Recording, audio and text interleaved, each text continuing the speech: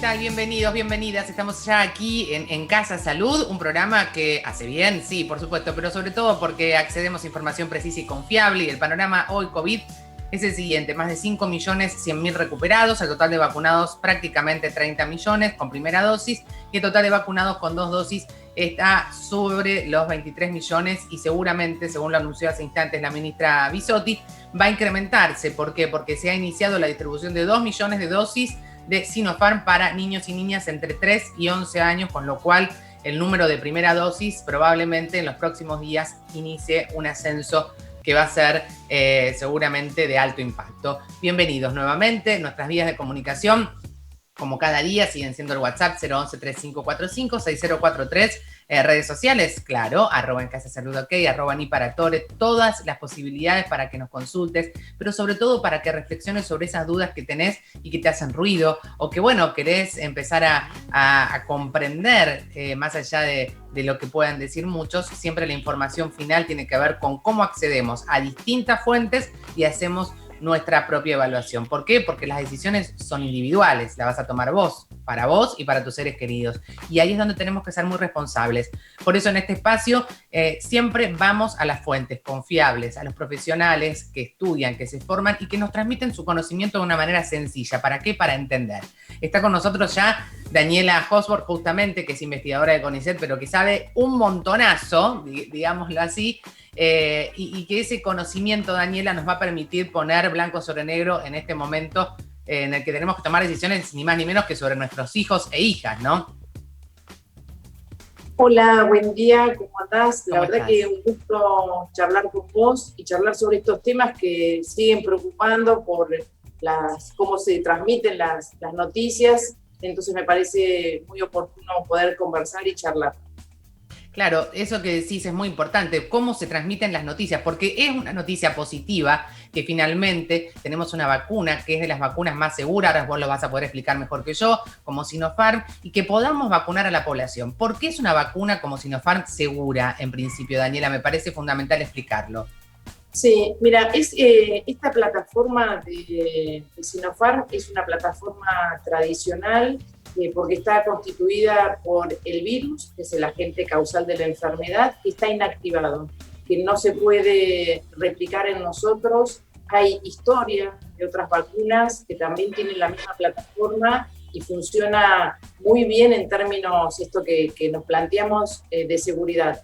Cuando pensamos en vacunas siempre tenemos que mirar dos aspectos que son esenciales. Uno es la seguridad y otro su funcionalidad respecto a la protección de la enfermedad. Esta vacuna ha sido probada pasando por todos los estadios que tiene que pasar las vacunas y se mostró segura y eficaz, y también para la población más pequeña, y por eso ya hay varios países que la están empleando. Cuando vos hablás, pasó por varias etapas, parece como volver el tiempo atrás, pero hay que volver a explicar de qué se trata cada fase de aprobación cuando hay un esquema vacunal, de qué se trata la fase 1, la fase 2 y la fase 3. ¿Para qué sirven estas etapas?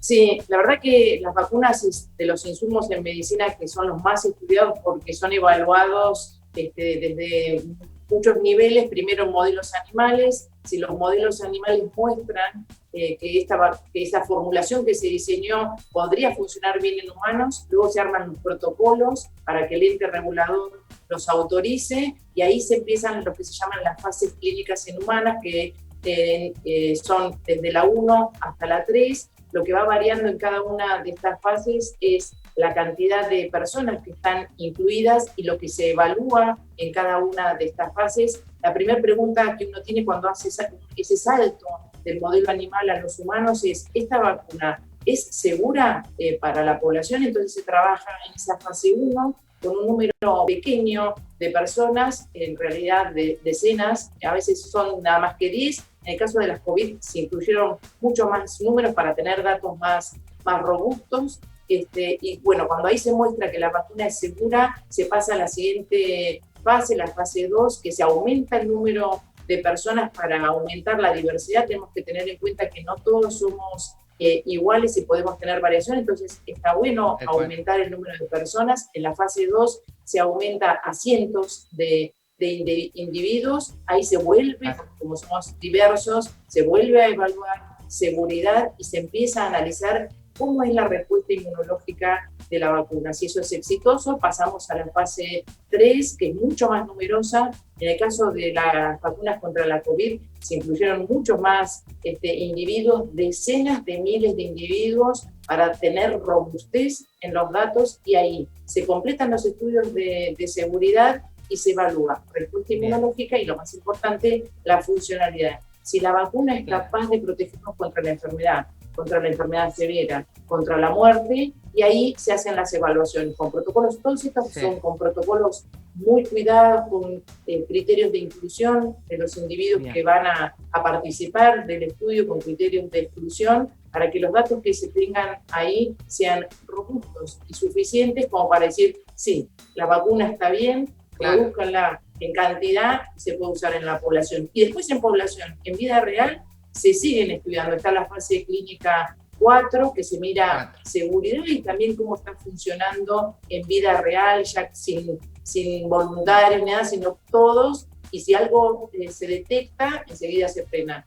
En el caso de la COVID, lo que se ha observado es que las vacunas están muy bien en términos de seguridad y en términos de funcionalidad. Súper, eso es muy importante. Ahora vamos a pasar las preguntas. Después nos queda algo pendiente que tiene que ver con esto de que hay tanto antecedente, y cuando hablamos de otras vacunas que tienen la misma plataforma, ¿por qué lo mencionamos? ¿Por qué tenemos que estar seguros que no vamos a dañar a nuestros hijos, que al contrario, que los vamos a proteger? Ahora en un ratito charlamos de eso, pero primero quiero pasar a las preguntas, porque hay mucha gente que tiene dudas, y está bien que existan las dudas, para eso estamos, para poder vehiculizarlas. Mabel de Necochea dice, ¿colabora para terminar la pandemia vacunar a los chicos?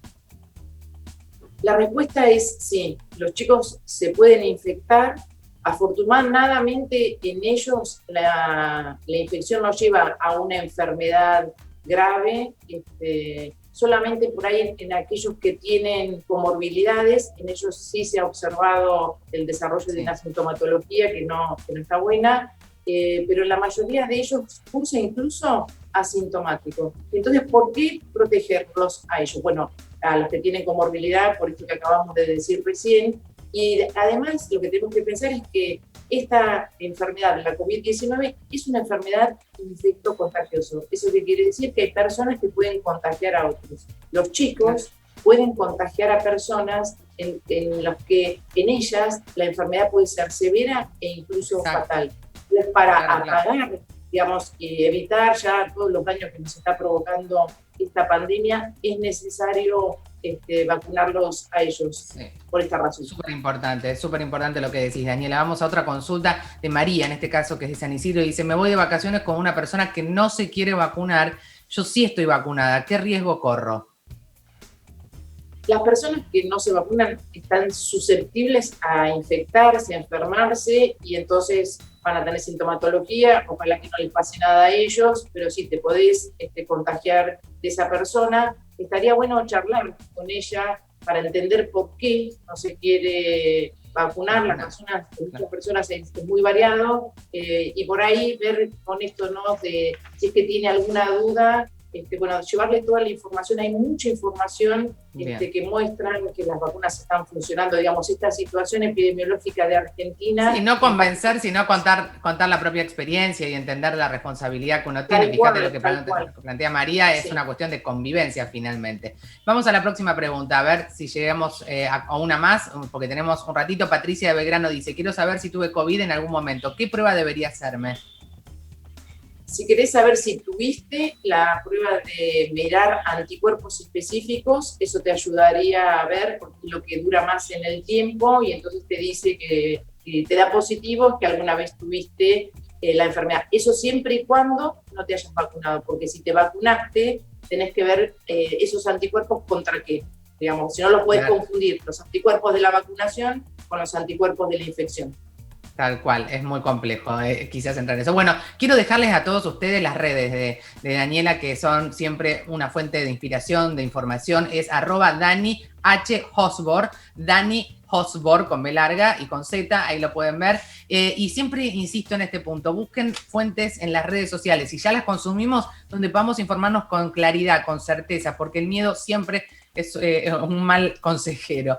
Daniela, siempre me quedan cosas por preguntarte, por compartir, pero seguramente nos vamos a volver a contactar. Y el cierre final es, aconsejamos vacunar a los niños de entre 3 y 11 años con Sinopharm, a las mamás, a los papás que nos están mirando. Sin dudas, háganlo con tranquilidad. Están los datos que sustentan el uso de esta vacuna en la población de 3 a 11 años. Si no, no se usaría. Quédense tranquilos, hay datos de seguridad, hay datos que muestran que previene la enfermedad. Trabajemos en eso, la pandemia parece apagarse, entonces no lo dudemos. Ayuden. Sí, no lo dudemos, por favor, no la volvamos a aprender. Con pequeños actos podemos ayudar a que esto definitivamente tenga un proceso final. Gracias, Daniela. Como siempre, un abrazo gigante. Un abrazo, chau, gracias. Hasta luego. Hasta luego.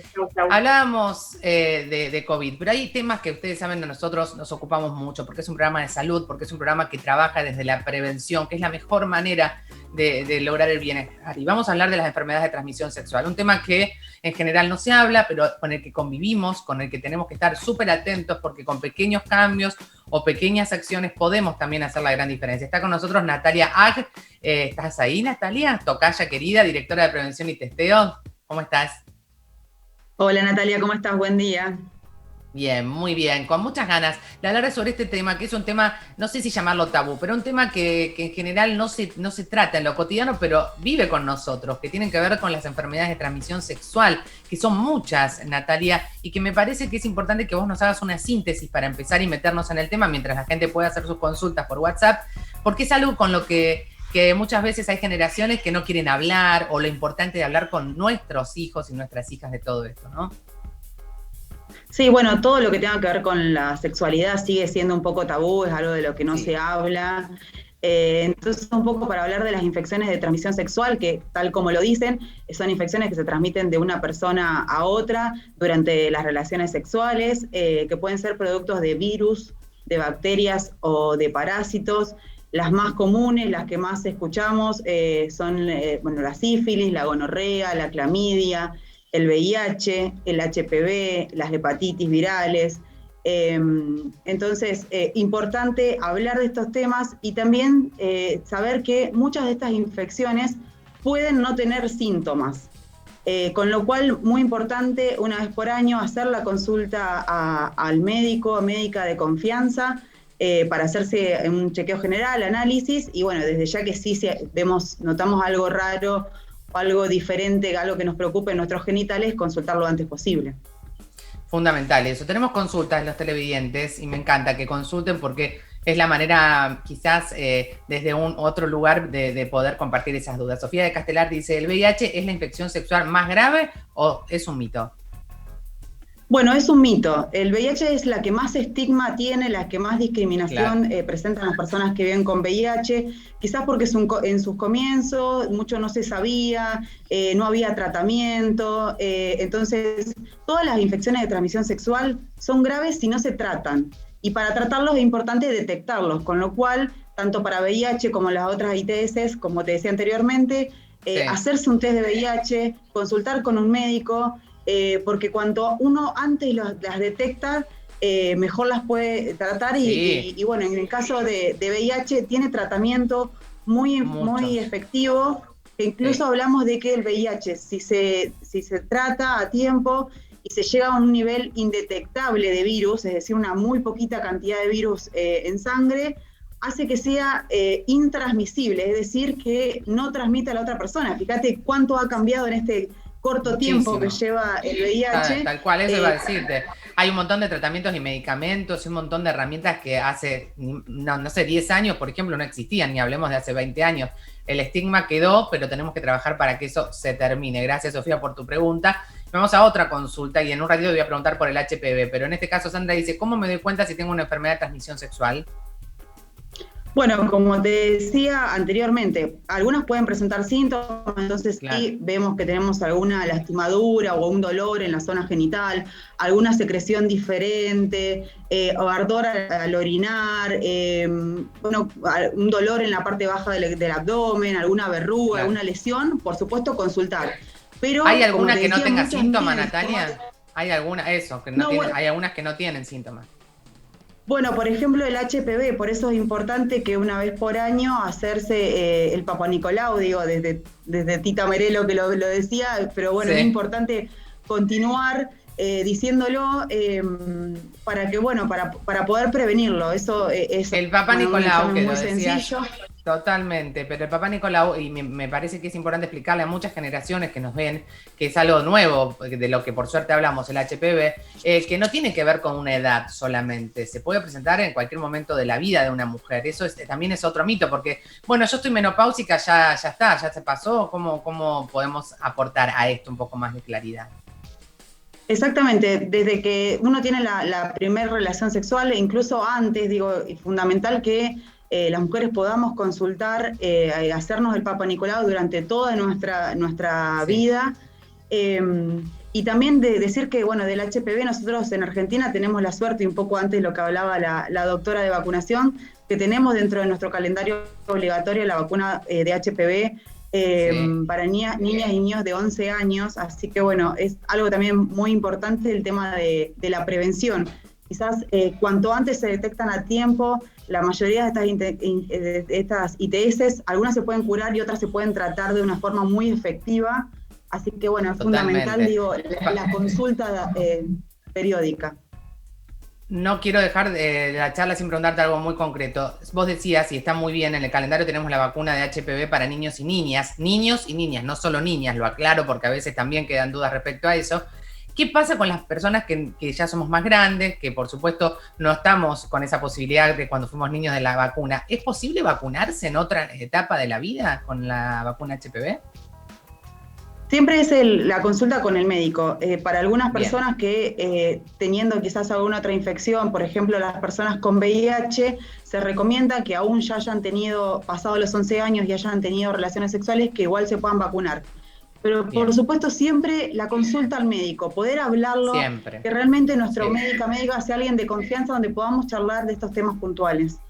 Totalmente. Natalia, quiero dejar las redes sociales porque muchas veces la consulta a través de las redes es muy buena. En este caso hay un excelente espacio que es @AHFargentina, @AHFargentina. Todo lo que quieras saber sobre enfermedades de transmisión sexual es un excelente lugar donde vas a poder seguramente acceder a información y también hacer esas consultas que siempre, como dijo Natalia, lo que recomendamos es la consulta con el médico. Pero mientras tanto, si querés o tu ansiedad te puede y querés saber algo antes, bueno, AHF Argentina, ahí la pueden justamente a las chicas y a todo el equipo, ¿no? Poder acceder. Muchas gracias, Natalia, como siempre.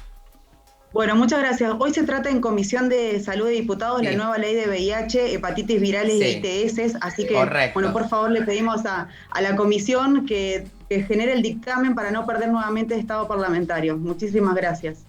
Sí, me sumo a ese pedido que haces, me parece fundamental. Todo lo que tenga que ver con la prevención sanitaria de todos nosotros, de cada uno de los argentinos y argentinas, debe ser prioridad, más allá del COVID. Y esto es muy importante porque hay muchísima gente que muere, que pierde su vida por no tener acceso a una detección temprana y a un tratamiento oportuno. Gracias, Natalia. Muchísimas gracias a vos. Hasta luego. Y recién hablaba, ¿no?, de la ansiedad, de cuando uno tiene necesidad inmediata de satisfacer algo, una duda, una consulta, algo. Bueno, la ansiedad es el tema del que hoy vamos a hablar con Cami Barra, porque viralizamos siempre lo que vale. Hola Nati, buenos días. Y buenos días a vos que estás ahí detrás de la pantalla. Cuando empezó la pandemia, las habilidades empezaron a florecer por doquier. De hecho, algunas de las obras más famosas surgieron en pandemia. Edvard Munch pintó algunos de sus cuadros más famosos durante la gripe española. Shakespeare escribió algunas de sus obras más importantes durante la peste. Y Newton descubrió la clave de la ley de gravedad mientras estaba encerrado para evitar otra pandemia. Pero muchas personas también sufrieron irritabilidad, depresión y ansiedad. Y está bien. Este artículo de la Revista Argentina de Salud Pública nos explica que en nuestro país, en Argentina, fue aún mucho más difícil por la crisis socioeconómica que ya veníamos atravesando, por las imágenes perturbadoras que nos llegaban de todos los lugares donde ya se había iniciado el brote por coronavirus, la incertidumbre y otro montón de factores que influyeron a que la salud mental en Argentina se vea realmente perjudicada. La clave está en reconocer qué es lo que nos está pasando y nutrirnos de información segura y confiable para poder empezar a trabajarlo. El psicólogo Flavio Calvo nos explica que más del 70% de la población manifestó malestar psicológico. Así que imagínate si es normal que puedas estar transitando algo de esto. Por eso, en esta edición de Viralicemos lo que vale, vamos a descubrir el perfil Cuido mi mente, donde Diana, quien ha sufrido ansiedad, nos acerca una enorme cantidad de herramientas, no solo para contar con información segura y confiable, sino también para sentirnos acompañados y acompañadas y, por supuesto, saber cómo actuar. Espero de corazón que esta información les haya servido. No tengan miedo de hablarlo, díganlo, que estoy segura que en tu entorno alguien está pasando por tu misma situación. Hay profesionales que pueden ayudarte. Hoy dimos juntos el primer paso, ahora ya queda todo en tus manos. Les mando un beso grande y nos reencontramos por acá el viernes para compartir juntos una nueva edición de Viralicemos lo que vale.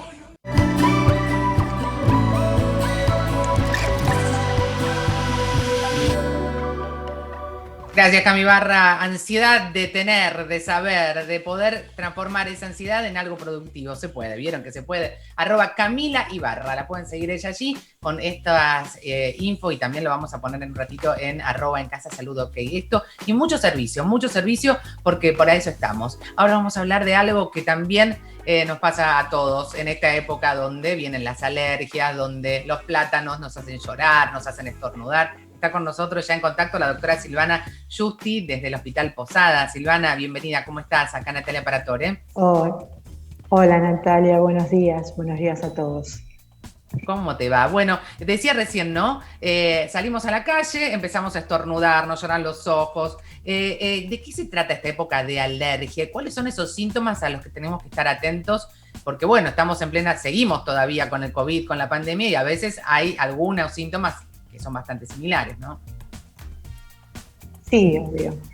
Bueno, ante todo, tener en cuenta que una enfermedad alérgica es un error del sistema inmune, ¿sí? Es un error, significa una equivocación, una respuesta exagerada ante lo que no debería nuestro cuerpo responder. Y esa respuesta se manifiesta como síntoma en que va, digamos que es una agresión hacia nosotros mismos.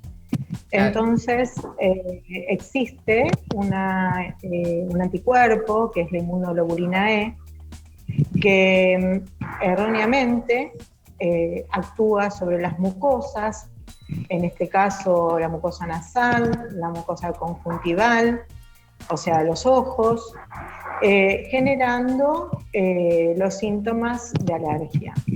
Claro. Ahora te hago una pregunta ahí, Silvana, te hago una consulta, porque pasa, por ejemplo, los chicos van al colegio, nosotros los grandes también. ¿Es normal, por ejemplo, que haya mocos en esta época, que no hay fiebre ni nada, pero que hay mocos, que hay una congestión? ¿Puede ser parte de un cuadro alérgico? Claro, o sea, la diferencia entre un resfrío común generado por un simple virus es que tiene, digamos, un periodo de estado. Empieza puede ser con tos, con mocos, secreciones que generalmente son transparentes, como la de las alergias, pero también suelen aparecer otros síntomas acompañantes, como ser dolor de garganta, puede ser también tos, estornudos, hasta fiebre. Claro, hasta fiebre. Y estos, ponele que es más o menos una semana, esos mocos se van transformando en más blanquecinos, hasta pueden llegar a ser verdosos, y posteriormente se retira y el dolor de garganta cede. La diferencia con los cuadros alérgicos es que se mantiene más en el tiempo, y las secreciones nasales son transparentes todo el tiempo. Aparece picor en la garganta, en la nariz, o sea, prurito, picazón. Sí. No es frecuente que duela la garganta y, aparte de la tos, estornudos en salva. O sea, estornudos, achís, achís, achís. El achís es típico de una alergia. Claro. Ahí ya te das cuenta que estamos frente a ese panorama. Mira, ¿sabes qué, Silvia? Sí, te escucho. Sí. No, te decía que desde que empezaste a hablar empezaron a llegar un montón de preguntas. Nos quedan unos minutos nada más de aire, pero te propongo que vayamos a responder la máxima que podamos. La vamos a exprimir a Silvana. Dale. Voy a compartirte la primera pregunta. Dice Sole de Carapachay. Me levanto en la mañana y no paro de estornudar. Después, en el transcurso del día, se me pasa. ¿Será una alergia de primavera? Bueno, mira, eso habría que verlo, evaluarlo, hay que hacer una historia clínica completa, ver si esto pasa en todo el año o pasa principalmente en esta época del año, en la primavera, que va de septiembre, claro, incluso a veces hasta marzo, principios de otoño. Y bueno, es en casa que empieza, ¿no? Cuando me levanto de dormir, en contacto con mi habitación, con la ropa de cama. Habría que ver verdaderamente si esa alergia es por la primavera o porque es por algún alergeno que se encuentra dentro de su domicilio. Bien. Porque hay entonces que vaya a una consulta. No le echemos echemos la culpa siempre a la primavera, tenés razón. Sí, no, bueno, a veces puede ser. Pero también el otro, Natalia, el otro tema es que salimos a la calle. Sí, hay viento en este momento, es la época de polinización, sabemos que están floreciendo las plantas, que los árboles están dando sus frutos, bueno, y el viento es el que trae los pólenes, los trae, los lleva, los deposita. Entonces los momentos en que más posibilidad tenemos de que haya pólenes en altas proporciones es en las primeras horas de la mañana o en las últimas horas del día. Claro. Bien, clarísimo. Vamos a otra pregunta. Para prevenir. Sí, dale. ¿Qué hacemos para prevenir? No, decime, ¿qué hacemos para prevenir? Me parece importantísimo. Es importante, sí. Y para prevenir hay que tratar de no pasar por plazas o lugares donde están muy llenos de vegetación. Saber que si salimos a la calle deberíamos de utilizar anteojos. El tapaboca es la verdad que nos ayuda en esta época. Mirá, por eso justa la pregunta de Cristina que viene ahora, dice Cristina que escribió, dice, este año sufrí menos mi alergia, ¿puede ser por el barbijo? Tiene que ver con esto que vos decías. Claro, sí, puede ser por el barbijo y también porque hemos salido menos. Ahora que, digamos, tenemos una, entre comillas, mayor libertad y salimos más a la calle, la posibilidad de entrar en contacto con un alergeno es mayor. Pero para que exista alergia tenemos que haber estado sensibilizados previamente. Y esto puede pasar en distintas épocas de la vida, ¿sí? Tal cual. O sea, puede ser que te sensibilizaste en algún momento y ahora aparecen los síntomas y soy grande y recién ahora me aparecen. Y sí, eso puede pasar. Sí, hay la pregunta de Sofía, mira, vos sos neumonóloga y además sos neumonóloga infantil, y la pregunta de Sofía dice, ¿cómo diferencia una alergia de la posibilidad de que sea COVID? Viste que los chicos empezaron el colegio de nuevo, llegan a casa, todos tienen moco, y bueno, ¿y qué hacemos? ¿Cómo diferenciamos eso? ¿Lo vamos a testear? ¿Qué recomendás? Y el tema es ver la evolución. Es difícil, obvio, porque el paciente alérgico se puede exacerbar por cualquier virus. ¿Sí? Los virus respiratorios exacerban los cuadros de alergia. Por otro lado, nosotros tenemos el paciente que tiene rinitis alérgica, tiene una alta probabilidad de tener un asma alérgico. ¿Sí? Y en general, el asma alérgico también se acompaña de otros síntomas de alergia que pueden llegar a ser hasta dermatitis. ¿Sí? Así que bueno, y el COVID o cualquier otro virus, hoy están circulando el virus sincicial respiratorio, los rinovirus, que hay muchos chicos con laringitis. Bueno, cualquiera puede desencadenar, claro, faringitis, laringitis, rinoconjuntivitis. Bueno, todos estos cuadros pueden ser, digamos, desencadenados por estos virus respiratorios. Muy importante lo que dice Silvana, atención y consulten, hagan un seguimiento, nadie mejor que nosotros para conocer a nuestros chicos, a nuestros cuerpos y hacer la consulta siempre oportuna con los médicos. El pediatra de cabecera nos va a ayudar a tomar las mejores decisiones. Silvana, un abrazo grande, gracias. ¿Tenés un minuto más? Rapidísimo, porque estamos a 50 segundos, sí. Dale, te lo digo en 50 segundos. El tema de la automedicación, ¿sí? La rinitis, la rinoconjuntivitis, el asma, no deben ser automedicados, deben ser seguidos. Bien. Porque el tema es que uno va a una farmacia, busca un antialérgico, ¿no? Un antihistamínico. Y no es la solución. Bueno, es la solución, pero es una solución parcial. No lo es. Porque de esa forma vamos a llegar a una enfermedad crónica que nos va a hacer mucho peor. Bien claro, automedicación, no, nunca la automedicación. Vamos al médico y con un medicamento. Gracias, Silvana, un abrazo enorme. Ya vamos a volver a conectarnos, Natalia, porque es un tema muy, muy importante. Gracias al Posadas, a todos ustedes nos despedimos. Mañana nos encontramos puntualmente como siempre. Lo individual suma, pero es lo colectivo lo que definitivamente transforma. Chao.